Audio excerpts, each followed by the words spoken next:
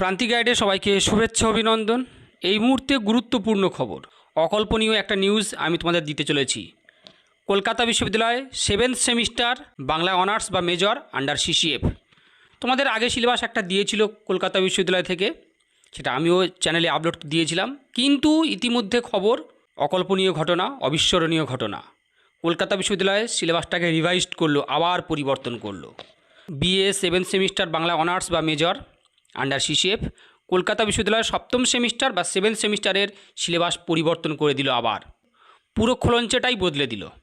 তোমাদের পড়তে হবে ডিএসসি 16, ডিএসসি 17, 18, 19 এবং 20 অথবা গবেষণা। সমস্ত পেপারগুলো পুরো ঘেঁটে দিল।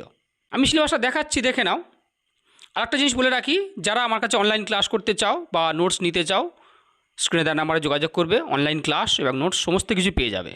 কলকাতা বিশ্ববিদ্যালয়ে যে নতুন রিভাইজড সিলেবাসটা পাবলিশ করেছে, সেই সিলেবাসটা আমি দিয়ে দিচ্ছি। পূর্বের যে সিলেবাস আন্ডার সিসিএফের, সেই সিলেবাসটা পুরো ক্যান্সেল। 7th সেমিস্টারের সিলেবাসটা পরিবর্তন করে দিল। মাথা খারাপ হয়ে গিয়েছে বিশ্ববিদ্যালয়ের। দেখা রয়েছে বাংলা সমাজ সংস্কৃতি সাহিত্যের ইতিহাস প্রাগাধুনিক পর্যায়, এখানে অনেকটা বাড়িয়ে দিয়েছে। এখানে আগের সিলেবাসের তুলনায় অনেকটা বাড়িয়ে দিয়েছে, দেখে নাও।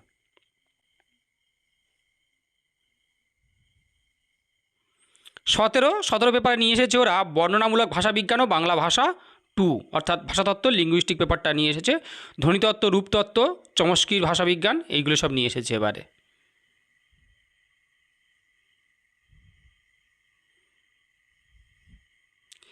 ডিএসসি 18 আগে ছিল, এর মধ্যে কিছু ইনক্লুড করেছে, যেমন ময়মনসিংহ গীতিকা দীনেশচন্দ্র সেন সম্পাদিত।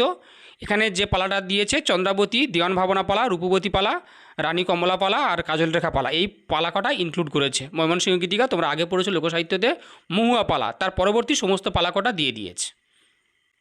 সিলেবাসটা আরও বাড়িয়ে দিয়েছে, এক প্রকার সিলেবাসটা পুরোপুরি অনেকটা বাড়িয়ে দিয়েছে, মানে যা ছিল তার থেকে অনেক বাড়িয়ে দিয়েছে। ডিএসসি 19 আধুনিক কাব্য কবিতা ও নাটক, এখানে দেখো মেঘনাদ কাব্য, মধুসূদন দত্ত, জীবনানন্দ দাশের কবিতা, চাঁদবণিকের পালা, সৌম্যমিত্র, এই পেপারটাই যা একই রেখেছে, বাদবাকি সব পেপারগুলো কিন্তু বাড়িয়ে দিয়েছে। আর এই সমস্ত পেপারগুলো নোটস, সাজেশান এবং অনলাইন ক্লাস যদি নিতে চাও, স্ক্রিনে দেওয়া নাম্বার যোগাযোগ করবে। সাজেশান আমি হয়তো চ্যানেলে দিয়ে দেবো, চিন্তা নেই। আর দেশ বিভাগ পরবর্তী বাংলা সাহিত্য, বাংলাদেশের সাহিত্য আগে ছিল, সেটা কিন্তু বিষয়টা আলাদা। এবারে কিন্তু দেশ ভাগ পরবর্তী, দেশ 1947 সালে যে ভাগ হয়েছিল তার পরের ঘটনাটা এবারে। আগেরটা ছিল কিন্তু 71-এর ভাষা আন্দোলন সম্পর্কে এই সমস্ত ছিল উদ্বাস্তু সমস্যা। এবারে দেশভাগের পরবর্তী সমস্যা এবং উদ্বাস্তু সমস্যা সহ যেগুলো রয়েছে সেইগুলোই দিয়েছে। দেশভাগ পরবর্তী বাংলা সাহিত্য, পূব পশ্চিম অচিন্ত্য কুমার সেনগুপ্ত, এই সমস্ত কবিতাগুলো দিয়েছে।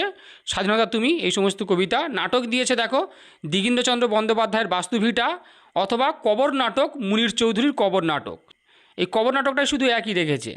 এবার দেখো দিয়েছে বিষাদ বৃক্ষ, প্রথম পর্বের প্রথম 15টি অধ্যায়, মিহির সেনগুপ্তর একটা প্রবন্ধ একটা দিয়েছে, অথবা কিছু গল্প দিয়েছে, এপার গঙ্গা ওপার গঙ্গা, এই সমস্ত গল্পগুলো দিয়েছে, দেখে নাও। আমরা বলছি এই সমস্ত পেপারগুলো নোটস যদি কেউ কিনে নিতে চাও, আমি খুব স্বল্প পারিশ্রমিকে নোটস এবং অনলাইন ক্লাস যদি চাও যোগাযোগ করবে, পেয়ে যাবে।